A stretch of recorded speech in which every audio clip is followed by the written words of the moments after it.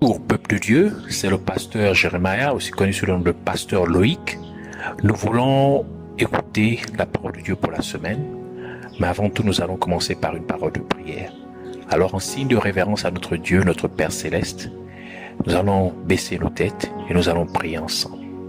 Père éternel, te rendons toute la gloire, l'honneur et la majesté, la louange, la magnificence, l'élévation, l'adoration.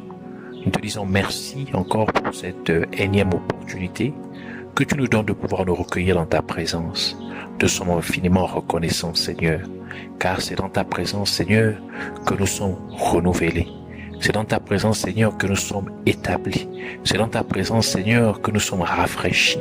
C'est dans ta présence, Seigneur, que nous sommes, Seigneur, abreuvés, que nous sommes, Seigneur mon Dieu, Père, nourris. Oui, Seigneur, du pain spirituel, car tu as dit que l'homme ne vivra pas de pain seulement, mais de toute parole qui sortira de ta bouche. Alors merci de parler, afin que nous puissions nous nourrir de la parole qui sort de ta bouche. Au nom de Jésus-Christ, instruis-nous, Seigneur, équipe-nous, Seigneur, révèle-toi à nous, Seigneur, va dans les profondeurs, Seigneur, de tes mystères, Seigneur, et puisses-tu nous révéler, Seigneur, ces choses cachées. Oui, Seigneur, au nom de Jésus-Christ. Merci encore de pouvoir prendre le contrôle de l'air, l'atmosphère, Seigneur, en ces lieux, autour de ces lieux, en nous et au nom de Jésus-Christ et tout autour de nous. Tout ce qui n'est pas de toi, tout ce qui ne te glorifie point, tout ce qui s'élève contre la connaissance de la vérité, que cela soit lié et chassé dans les gouffres de l'enfer une fois pour toutes, au nom de Jésus-Christ. Nous venons encore, Seigneur, proclamer que Jésus-Christ est Seigneur dans nos vies, en ces lieux et en toutes circonstances. Au nom de Jésus-Christ, nous avons ainsi prié. Amen. Alors, nous voulons continuer dans notre thème principal, qui est les mystères de la prière. Alors, nous avons deux sous-thèmes dans ce thème principal. Premier sous-thème, les principes qui amènent notre prière à atteindre le troisième ciel où Dieu se trouve, c'est-à-dire les principes qui amènent notre prière à percer la force cosmique démoniaque qui a été établie dans le deuxième ciel par certains des anges déchus qui ont été chassés du troisième ciel. Nous avons fini déjà avec ce premier sous-thème. Nous sommes déjà avancés dans le deuxième sous-thème aussi, qui est les principes qui amènent notre prière à être exaucée ou qui nous amènent à recevoir l'exaucement de notre prière. Ici, nous parlons des 7 autels de la prière ou du tribunal de la prière. Alors, la semaine dernière, nous avons parlé de l'autel du combat spirituel et de la délivrance. Alors, nous avons ici, Dieu nous a révélé par cela que à certains moments, nous devons faire un combat spirituel, c'est-à-dire faire des prières de combat spirituel afin que notre prière puisse aboutir. Alors aujourd'hui, nous allons parler du 5e autel de la prière, qui est l'autel de la grâce de Dieu. L'autel de la grâce de Dieu. Nous parlons du 5e autel de la prière, qui est l'autel de la grâce de Dieu. Alors nous allons prendre notre passage de l'écriture dans le livre de Hébreux, chapitre 4, verset 16. Alors nous avons la parole de Dieu dans le livre de Hébreux, chapitre 4, verset 16, au nom de Jésus-Christ. Approchons-nous donc avec assurance du trône de la grâce, afin d'obtenir miséricorde et de trouver grâce pour être secourus dans nos besoins. Que le Seigneur bénisse sa parole, qu'elle vienne pleine de grâce, de vie et de révélation au nom de Jésus-Christ. Comme l'évaluation de votre prière serait terminée à l'autel du combat spirituel et de la délivrance, votre prière avancerait ainsi vers l'autel de la grâce de Dieu. L'autel de la grâce de Dieu est l'endroit où votre prière est évaluée en fonction de votre attitude par rapport à la grâce de Dieu. La grâce est une faveur gratuite et imméritée de Dieu envers l'homme. C'est recevoir quelque chose de bon de Dieu que vous ne méritez pas. C'est obtenir quelque chose de favorable de Dieu pour lequel vous n'avez pas travaillé ni fourni aucun effort. Il existe différents types de grâce de Dieu. Et sur l'autel de la grâce de Dieu, votre prière est évaluée en fonction de votre conduite à l'égard de chaque type de grâce de Dieu. 1 Pierre chapitre 5 verset 10 dit ceci: « Le Dieu de toute grâce, qui vous a appelé en Jésus-Christ à sa gloire éternelle, après que vous aurez souffert un peu de temps, vous perfectionnera lui-même, vous affermira, vous fortifiera, vous rendra inébranlable. » 2 Corinthiens chapitre 9 verset 8 ajoute: « Et Dieu peut vous combler de toutes sortes de grâces, afin que, possédant toujours en toutes choses de quoi satisfaire à tous vos besoins, vous ayez encore en abondance pour toute bonne œuvre. Ainsi, la grâce de Dieu devrait vous amener à abonder dans de bonnes actions. » Il est donc essentiel pour les êtres humains de connaître et de comprendre chaque type de grâce de Dieu, afin qu'ils cessent de les prendre pour acquis et que les gens ne maîtrisent chacune d'elles. Tous ces différents types de grâce de Dieu se trouvent dans la personne de Jésus-Christ. Et c'est en lui et par lui que chaque être humain peut recevoir de la grâce de Dieu. C'est pourquoi il est écrit dans Jean chapitre 1, versets 14 à 17. « Et la parole a été faite chair, et elle a habité parmi nous, pleine de grâce et de vérité. Et nous avons contemplé sa gloire, une gloire comme la gloire du Fils unique venu du Père.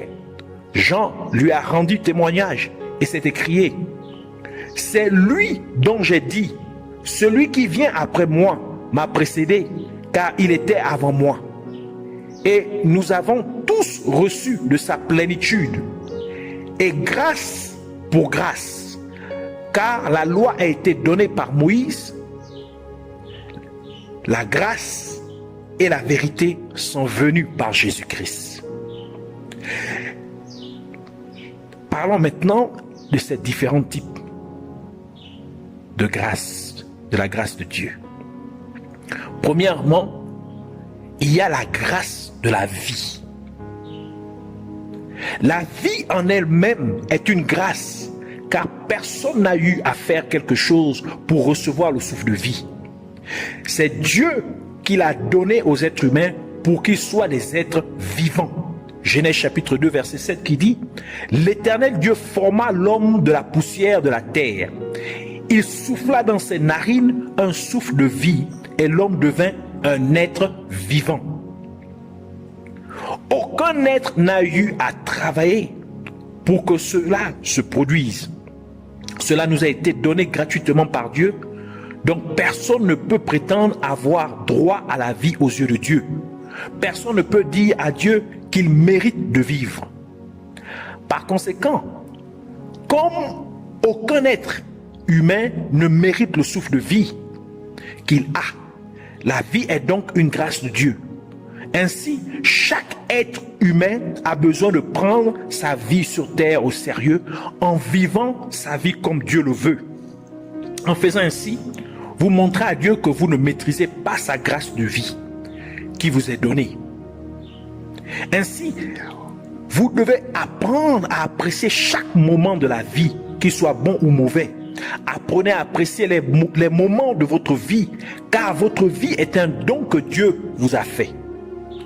Apprenez à voir la main de Dieu à chaque instant de votre vie.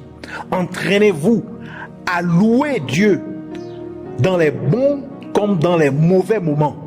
Reconnaissez Dieu dans tout ce que vous faites dans la vie et apprenez à tirer des enseignements de vos bons moments ainsi que de vos mauvais moments. Marquez votre passage sur terre en améliorant la vie des autres. Noé a trouvé grâce aux yeux de Dieu et lui et sa famille n'ont pas été détruits par le grand déluge. Donc ils continuèrent de vivre après le déluge. Genèse chapitre 6, versets 7 à 8 qui dit « Et l'Éternel dit, j'exterminerai de la face de la terre l'homme que j'ai créé depuis l'homme jusqu'au bétail, aux reptiles et aux oiseaux du ciel, car je me réponds de les avoir faits. » Mais Noé trouva grâce aux yeux de l'Éternel. Le deuxième type de grâce, c'est la grâce du salut. Actes chapitre 15, verset 11 dit « Mais c'est par la grâce du Seigneur Jésus que nous croyons être sauvés. De la même manière que, Tite chapitre 2 verset 11 ajoute, car la grâce de Dieu, source de salut pour tous les hommes, a été manifestée. Le salut de l'humanité de ses péchés est une autre sorte de grâce de Dieu donnée à l'homme pour que les êtres humains héritent de la vie éternelle. C'est en effet une grâce parce qu'il n'y a aucun homme qui travaille ou fournit des efforts pour avoir la vie éternelle. C'est un don gratuit de Dieu à quiconque croit en Jésus-Christ comme Sauveur et Seigneur. Ainsi la parole de Dieu dit dans Éphésiens chapitre 2, versets 8 à 9, « Car c'est par la grâce que vous êtes sauvés, par le moyen de la foi. Et cela ne vient pas de vous, c'est le don de Dieu.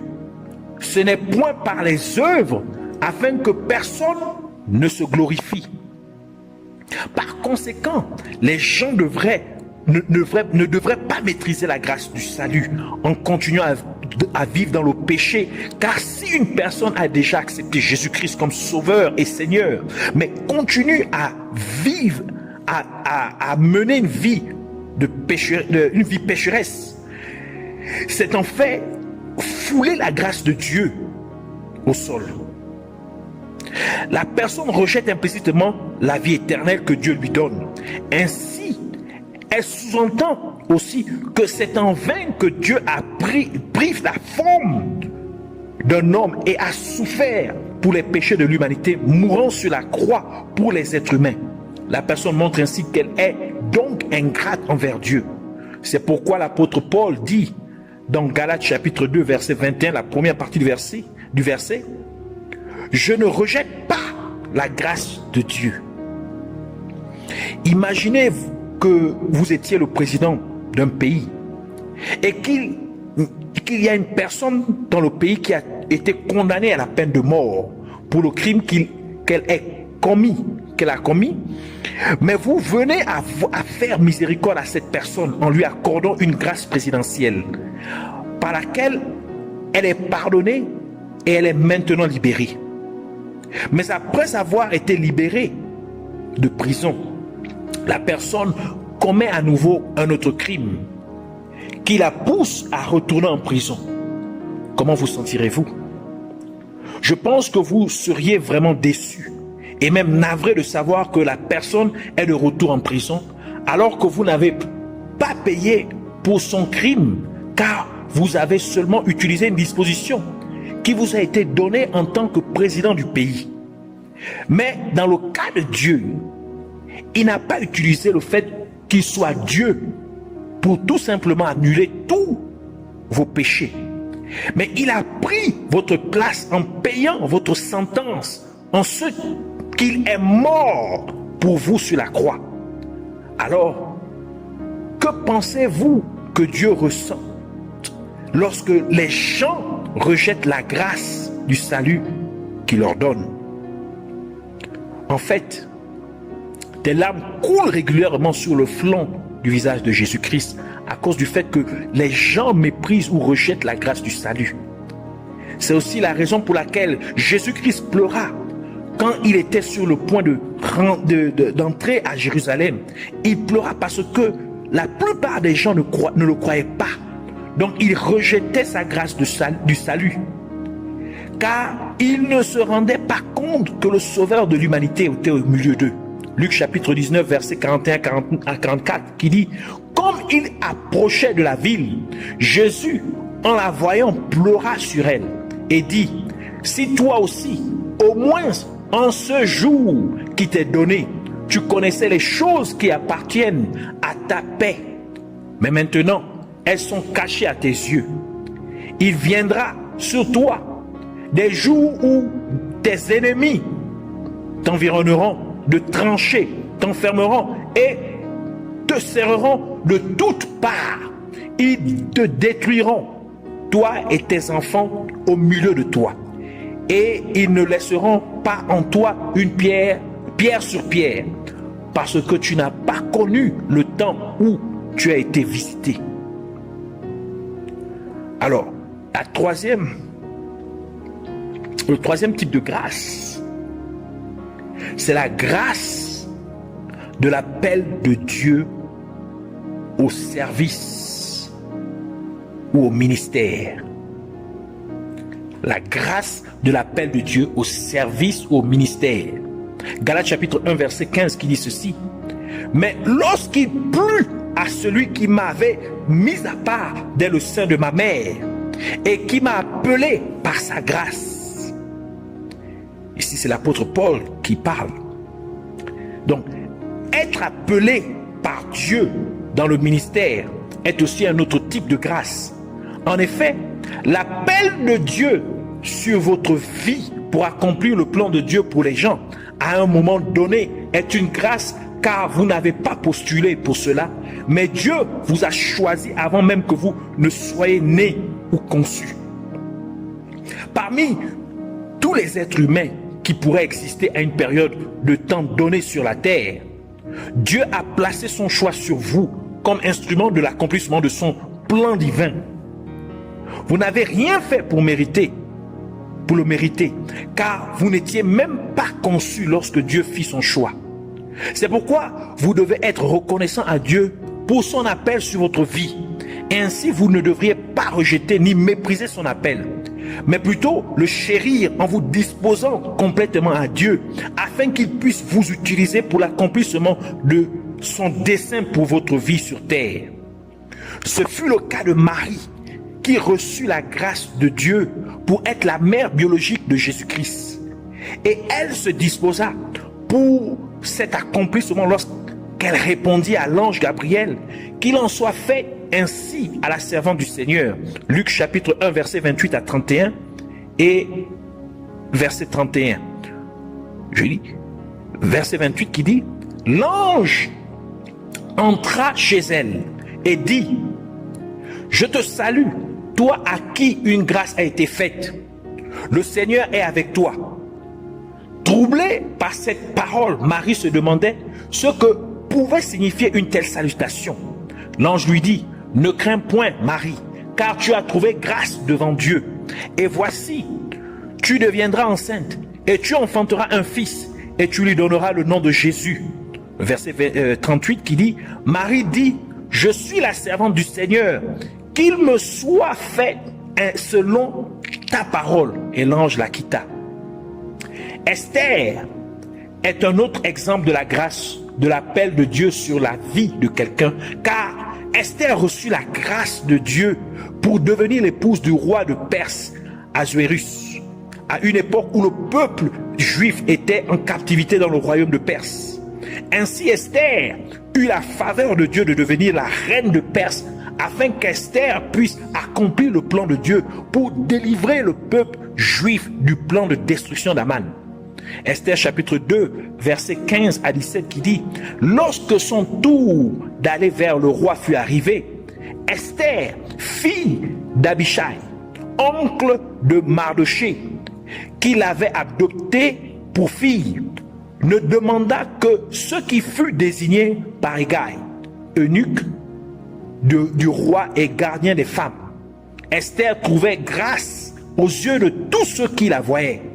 Esther fut conduite auprès du roi Assuérus dans sa maison royale, le 10e mois, qui est le mois de Tébeth, la 7e année de son règne. Le roi aima Esther plus que toutes les autres femmes et elle obtint grâce et faveur devant lui plus que toutes les autres jeunes filles. Il mit la couronne royale sur sa tête et la fit reine à la place de Vashti. Chapitre 7, Esther chapitre 7, verset 2 à 10, qui dit ceci. Ce second jour, le roi dit encore à Esther, pendant qu'on buvait le vin, quelle est ta demande, reine Esther? Elle te sera accordée. Que désires-tu? Qu'en serait-ce la moitié du royaume? Tu l'obtiendras. La reine Esther répondit, si j'ai trouvé grâce à tes yeux, au roi, et si le roi le trouve bon, accorde-moi la vie. Voilà ma demande. Et sauve mon peuple, voilà mon désir. Car nous sommes vendus, moi et mon peuple, pour être détruits, égorgés, anéantis. Encore si nous étions vendus pour devenir esclaves et servantes, je me tairais. Mais l'ennemi ne saurait compenser le dommage fait au roi. Le roi Assuérus prit la parole et dit à la reine Esther, qui est-il et où est-il celui qui se propose d'agir ainsi? Esther répondit, l'oppresseur, l'ennemi, c'est Aman, ce méchant-là. Aman fut saisi de terreur en présence du roi et de la reine.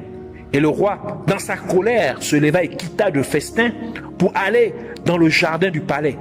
Aman resta pour demander grâce de la vie à la reine Esther, car il voyait bien que sa perte était arrêtée dans l'esprit du roi.